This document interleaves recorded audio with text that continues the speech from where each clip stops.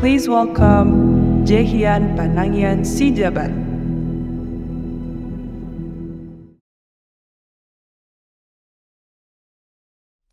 Welcome to my TED Talk. Oke, minta perhatiannya sebentar dan perhatikan gambar di depan ini ya. Mas-mas satu ini di depan. Oke, I'm gonna give you 15 seconds to think about one word and analyze, oke? Jadi jangan langsung spontan.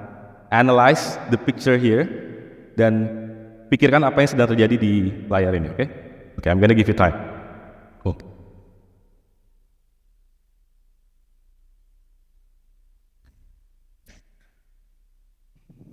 Alright, aku anggap kalian udah berpikir apa yang sebenarnya terjadi di gambar yang ada di belakang layar kalian ini. Dan aku akan coba untuk mengutarakan beberapa frase yang kalau misalnya itu ternyata adalah sesuatu yang ada di pikiran kalian, kalian bisa ngomong yes dalam hati. Oke? Jadi kalau dilihat-lihat, ini bapak satu ini lagi foto di sebuah tempat yang cukup signature di kampusnya. Terus dia lagi pegang balon, artinya dia lagi celebrating something. Dilihat dari outfitnya, dia juga pakai selempang, dan dia bawa balon bertuliskan ST. Jika teman-teman semua memperhatikan dan menganalisis, maka teman-teman semua mungkin menduga bahwa this person is an engineering guy yang baru lulus sesuatu, entah dia sidang atau dia baru dapat jadwal wisuda dan lain-lain. And yes, this is Jehian dari tahun 2014 ke tahun 2018. Jehian Panangian Sijabat, sarjana teknik Dirgantara.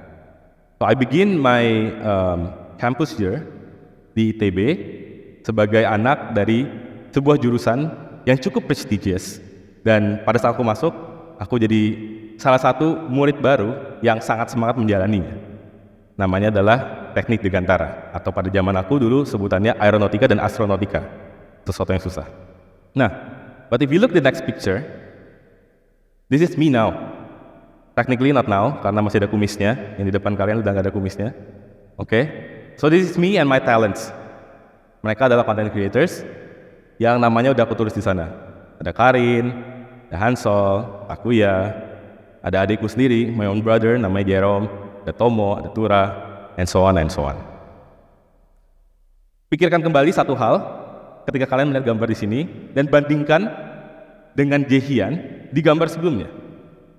Maka mungkin yang ada di pikiran kalian ketika kalian melihat gambar ini adalah salah satu dari kata-kata di sini. Jehian Panangian Sijabat, si paling salah jurusan. Dari anak sarjana teknik Dirgantara, tiba-tiba melipir dan bekerja di bidang yang sangat tidak nyambung dengan jurusannya, yaitu jadi manajer content creator. Dan istilah-istilah yang ada di layar kalian. Nah, kalau misalnya kita perhatikan, kenapa bisa ada this kind of disparity antara Jehian di gambar yang pertama dan Jehian di gambar yang kedua? For example, Jehian di gambar pertama, Jehian yang sedang pakai toga, sedang melihat masa depannya di bidang yang ia pilih ketika ia masuk ke kampus yang dia pilih pada awalnya. Dan Jehian di samping, Jehian sedang bersantai bersama dengan talent yang dia manage di pekerjaan dia yang sekarang. Apa satu hal yang menjadi benang merah dari gambar di kiri dan gambar di kanan?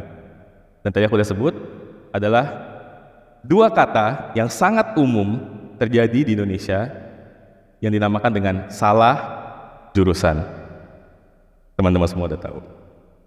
So if you're talking about jurusan dalam bahasa Inggris kita namakan dengan major. So I was invited here to talk about major and stuff. And gimana caranya kita bisa overcome ketika kita merasakan bahwa kita kayaknya not meant to be for this major. Sekarang I wanna do a little survey. Buat teman-teman semua di sini yang ada di bangku kuliah, tolong angkat tangan. Bangku kuliah, oke, nice. Oke. Nggak boleh cheating ya, nggak boleh ada yang noleh ke kiri dan kanan. Buat teman-teman semua yang merasa sudah berada di jurusan yang tepat dan sangat ingin bekerja di jurusan tersebut, silakan turun tangannya. Oke, semuanya sekarang boleh turun tangan. Menurut survei teman-teman semua, lebih dari 80% mahasiswa di Indonesia mengalami namanya salah jurusan. Dan bahkan di tempat ini aja, aku bisa melihatnya. Bahwa ada teman-teman semua di sini yang masih belum yakin apakah akan bekerja di jurusan atau bekerja di bidang yang sesuai dengan jurusan yang kalian tekuni sekarang. Dan hal ini akan jadi topik bahasan in my TED Talk. We're going to talk about academic major. Nah, what is academic major, teman-teman semua? Kalau kita ambil terjemahan dari Google atau kita ambil terjemahan dari website atau US ChatGPT, maka kamu akan menemukan jawaban-jawaban seperti ini. Panjang sekali, bukan? An advanced academic major is the academic discipline dan lain-lain. Kalian belajar ini, kalian belajar A, kalian belajar B. Kalian masuk jurusan A di kampus B. Kalian masuk pilihan di sini, kalian disuruh orang tua kalian untuk masuk ke jurusan tersebut. That's academic major. Tapi teman-teman semua, dengan menggunakan definisi academic major sebagai sesuatu yang kita pilih untuk akhirnya kita mendediksikan hidup kita ke arah sana, sepertinya tidak tepat. Bisa dilihat dari teman-teman semua tadi yang masih mengangkat tangan, karena masih ternyata walaupun sudah ada di stage ini, udah masuk dalam bangku kuliah, tapi kita masih tidak yakin apa kita tetap akan bekerja di bidang tersebut. Nah, that's why now I want to introduce to you a new concept atau sesuatu yang aku pegang sendiri untuk mendefinisikan apa sebenarnya jurusan atau tempat kalian belajar sekarang. See it this way. So school system is a commitment-based time investment. Jadi bukan lagi tentang jurusan A, bukan lagi tentang jurusan B, tapi investasi waktu kalian. Mungkin buat teman-teman semua di sini, nggak cuma investasi waktu, bisa jadi investasi fokus. Atau misalnya investasi uang. Atau investasi finansial, uang dan uang. You get what I mean. Jadi school system atau education system yang kalian masukkan ketika kalian ada di bangku kuliah sekarang adalah sebuah investasi.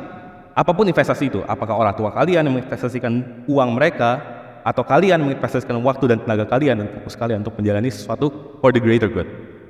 Nah, yang membedakan itu dengan kalian tidak masuk dalam sebuah school system adalah bahwa kita diintroduce to a unique academic ecosystem. Aku garis bawahi di bagian uniknya, karena school system mempunyai satu ciri khas yang tidak dimiliki oleh ekosistem pendidikan lainnya. Misalnya ekosistem pendidikan non-formal yang tidak menggunakan jalur-jalur sekolah atau akademia. Misalnya belajar secara otodidak di Google atau belajar secara apa. Walaupun sebenarnya kita belajar di tempat-tempat yang terkesan non-formal, itu pun mempunyai unique academic ecosystem sendiri. Nah, kalau kita deep down atau kita deep dive ke dalam unique academic ecosystem, maka kita bisa menemukan bahwa unique academic ecosystem itu terdiri dari beberapa hal seperti satu, the major atau jurusan yang memang kalian ambil. Oke, benar. Misalnya kalian memilih jurusan teknik mesin, kalian memilih jurusan ekonomi, kalian memilih jurusan akuntansi, kesehatan, dan lain-lain. Tapi selain hal itu, ada hal-hal lain juga yang dipertimbangkan dalam sebuah unique academic ecosystem. Hal-hal seperti, contohnya, hubungan antara kalian dan guru kalian. Atau jaringan dosen atau jaringan teknik tenaga didik yang sedang mengajar kalian di sana. Atau misalnya, kampus kalian belajar dengan segala macam fasilitasnya, besar gedungnya, dengan segala macam kenikmatan yang kalian bisa dapatkan dengan cara kalian masuk dalam situ, dan juga hubungan yang kalian bangun bersama teman-teman kalian. So a unique academic ecosystem itu adalah gabungan dari semua hal ini. Bukan hanya berbicara tentang major yang kita ambil, apakah kita masuk teknik ini, mengerjakan SKS A, B, C, dan lain-lain. Dan yang membuat ini spesial adalah apa yang kita lakukan atau apa yang kita pilih itu akan mendetermine apa perbedaan kalian dengan orang yang ada di bangku sebelah kalian. Ketika kita masuk ke dalam bangku kuliah, kita dan orang di sebelah kita mengikuti kegiatan orientasi yang sama. Kita mengerjakan tugas yang sama, kita mengerjakan ujian yang sama, kita mungkin mengambil mata kuliah yang sama juga, dan kita ada di kampus yang sama pastinya. Tapi apa yang membedakan kita dan orang di sebelah kita ketika kita lulus, the output, the difference in the output adalah bagaimana kita memilih untuk melakukan 3 hal yang ada di belakang. Selain dari jurusan yang kita ambil, bagaimana kita berkomunikasi dengan guru kita, bagaimana kita membangun relasi dengan teman-teman kita, bagaimana kita memaksimalkan fasilitas yang hadirkan dalam ekosistem pendidikan tersebut, dimanapun kita belajar. Alright. So, kalau di webinar atau seminar yang biasanya aku akan pakai hal ini langsung di skip aja. Jadi aku akan mulai di sini, di situ, lanjut terus.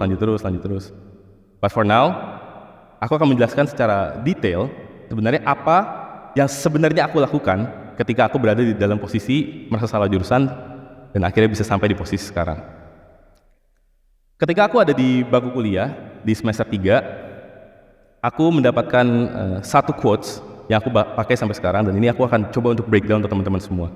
So this is a quote from Francis of Assisi yang bunyinya adalah start by doing what's necessary, then do what's possible, and suddenly you're doing the impossible. Kita akan tarik 3 hal dari quotes tersebut, yaitu 3 hal yang aku warnain di sini. Alright. So we're talking about necessary, possible, and impossible. Apa yang dimaksud dengan necessary, dan how can I do the possible, dan kenapa aku harus melakukan hal yang impossible di dalam kita menjalani kehidupan di ekosistem pendidikan tersebut, khususnya ketika kita merasa salah jurusan. Oke, 3 hal yang ada di layar kalian. Jadi ketika aku mulai masuk ke dalam pendidikanku dulu di Teknik Dirgantara di ITB, aku menyadari bahwa Teknik Dirgantara adalah jurusan yang sangat linear. Linear yang dimaksud adalah ketika kita masuk ke Teknik Dirgantara ITB, kita akan diperhadapkan dengan pilihan bahwa kita harus bekerja di lingkungan Dirgantara. Jadi linear ya, kamu kerja entah di bandara, atau kamu kerja mungkin di pabrik pesawat, dan lain-lain. Tapi di tahun kedua aku kuliah, aku merasakan the enlightening experience of a startup world in Indonesia. Di mana aku merasakannya bahwa waktu aku masih ospek di tingkat 1, kalau kita pergi ke kampus, kita harus naik angkot, atau kita harus naik bemo gitu. Jadi kita udah hafalin nih, oh kalau yang ke ITB dari kosan aku, kita harus ambil yang warna ini, dan kita harus ngambil jam segini. Kalau enggak nanti akan penuh atau orangnya belum datang. Nah, kalau misalnya kita bangun telat sedikit, maka kita harus pergi ke pangkalan ojek, dan kita harus bertanya, kita harus langsung ngobrol sama abang ojeknya kayak, ini harganya berapa buat ke ITB? Oh 10.000, aduh kemahalan, boleh 5.000 aja gak? Yaudah berangkat. Nah, tapi ketika aku masuk di tahun kedua, aku ngelihat adik-adik kelas aku tidak mengalami kesulitan yang sama. Tidak harus nunggu angkot untuk dapat transportasi ke kampus, tidak harus deal-dealan sama abang ojek, tapi mereka bisa datang ke kampus menggunakan aplikasi yang ada di HP mereka. Itu sesuatu yang benar-benar enlightening banget buat aku. Pada saat tersebut, aku menyadari bahwa aku tidak bisa keluar dari ekosistem pendidikan tersebut karena sudah ada investasi yang dilakukan dalam bentuk finansial dan waktu. Maka hal yang kupilih adalah dengan masuk ke dalam ekosistem startup tersebut dengan menjadi driver ojek online atau driver ojol, ada di sebelah kiri. Ketika kita berhadapan dengan sebuah problem, kita tuh punya sebuah pemikiran bahwa ini ada 2 sisi yang harus kita lakukan. Ada sesuatu yang sifatnya necessary, ada sesuatu yang sifatnya possible. Pada saat aku ngerasa aku pengen masuk dalam dunia startup, aku pengen tahu nih ojek online itu seperti apa, aku nggak bisa just say to my parents kayak, ayo aku mau drop out aja dari pendidikan aku sekarang di Teknik Dirgantara, habis itu aku coba untuk masuk ke dalam sebuah jurusan yang lebih nyambung. Karena aku nggak bisa melakukan itu, aku mencoba untuk mencari option. Apa yang dimaksud dengan mencari option di sini? Aku melihat apa yang possible untuk aku lakukan. Yang possible untuk aku lakukan pada saat itu adalah dengan menjadi driver dari ojek online. Nah, itu tuh berlangsung terus. Jadi ketika aku udah merasakan gimana caranya jadi driver ojek online, akhirnya aku ngerasain, oh ternyata dunia startup tuh kayak gini. Akhirnya I'm trying to make my own startup, dalam tanda kutip. Tadi kalau gambar yang di tengah, itu adalah sebuah edutech yang coba aku bikin waktu aku kuliah bersama dengan adik aku. Untuk ngerasain sebenarnya gimana sih rasanya membuat produk, abis itu ngejual ke brand, abis itu gimana caranya kita ngobrol sama investor, trying to fundraise dan lain-lain. Dan akhirnya, eventually, kalau misalnya dilihat sekarang, I'm building my own brand, Mantap Corp dan Nanti. Nah, kalau kita lihat 3 fase tersebut, sebenarnya dalam setiap fase tersebut itu ada yang namanya possibility and impossibility. Ada 2 spektrum yang tadi di back ini ya. Aku bisa back sekali gak? Please. Nah ini, so possible and impossible. Jadi kita kadang-kadang berpikir ketika kita berhadapkan dalam posisi kayak, oh aku salah jurusan, atau misalnya kayak, oh ternyata aku pengen ngelakuin suatu hal, tapi aku belum bisa nih sekarang. Kita kadang-kadang berpikir bahwa, oh that's something impossible, aku pengen belajar hal ini, itu impossible. Yang aku possible lakukan adalah, aku cuma bisa kayak gini sekarang, aku cuma bisa kayak gitu sekarang, aku cuma bisa kayak gitu. Nah, kita kadang-kadang ngelihat possible dan impossible itu seperti sesuatu yang binary sistemnya. Jadi, it's either on, atau it's either off, it's either possible, atau it's either, atau itu impossible gitu. Padahal sebenarnya, yang pengen aku sharing ke teman-teman semua di sini bahwa possibility and impossibility itu sifatnya berjalan dynamically sesuai dengan growth dari skill kamu. Nah, gimana maksudnya? Coba aku tunjukin dalam bentuk seperti ini ya teman-teman semua. Jadi we all start over there. Jadi kayak kita mulai dari sana, lalu eventually kita akan masuk ke sana, possible. Nah, ketika kita udah di perbatasan antara impossible dan possible, yang terjadi bukan kita hanya masuk ke impossible, tapi kita akan memperbesar cakupan dari possibility kita. When we grow, our possibilities also grow. Tapi artinya apa? Karena possibility kita grow, di sanalah juga impossibility kita juga bertumbuh. So does your spectrum of impossibility. Jadi teman-teman semua lihat ya, makin possibility besar, maka impossibility juga akan semakin besar. And it goes on, dengan pertumbuhan yang kita lakukan, it goes on and on. But kita harus ingat bahwa we all start there. Kita semua mulai di sana. Ketika aku masih jadi ojek online, driver ojek online, aku startnya di sana. Nah, aku mulai di sini. Look at that. Terus ketika akhirnya aku lulus, mengerti skill about startup dan lain-lain, dan akhirnya bisa buat my own startup, buat my own brand, akhirnya aku ada di sini. Tapi ini adalah posisi yang very impossible saat aku ada di posisi itu. Oke, you get it now, right? Jadi kayak ketika aku ada di posisi ketika jadi driver ojek online, this is something very impossible for me. Tapi ketika itu goes on, itu jadi sesuatu yang possible, the impossibility spectrum naik juga. Tapi kita semua start di sana, teman-teman semua. Dan ini aku pengen coba untuk kita bisa self-aware terhadap diri kita to reach our possibility and impossibility. So please remember bahwa kita semua mulai dari sini, from this to this. Jadi kalau misalnya kita dipertanyakan terhadap sebuah pertanyaan bahwa apakah iya aku merasa salah jurusan, apakah sebenarnya aku sekarang ada di jurusan yang salah, maka ingat teman-teman semua bahwa jurusan adalah sebuah sistem. Kamu adalah sebuah input. Yang menentukan outputnya adalah sistem, oke, menentukan, tapi variabel-variabel yang ada dalam input itu juga akan menentukan output seperti apa. Jadi apa yang akan membedakan kamu dengan orang-orang yang ada di dalam jurusan yang sama seperti kamu, dan apa yang membedakan kamu dengan orang-orang lain juga yang merasa salah jurusan seperti kamu adalah ketika kamu bisa ada di sasaran yang tepat. So teman-teman semua, expand your possibilities and achieve the impossible. Thank you.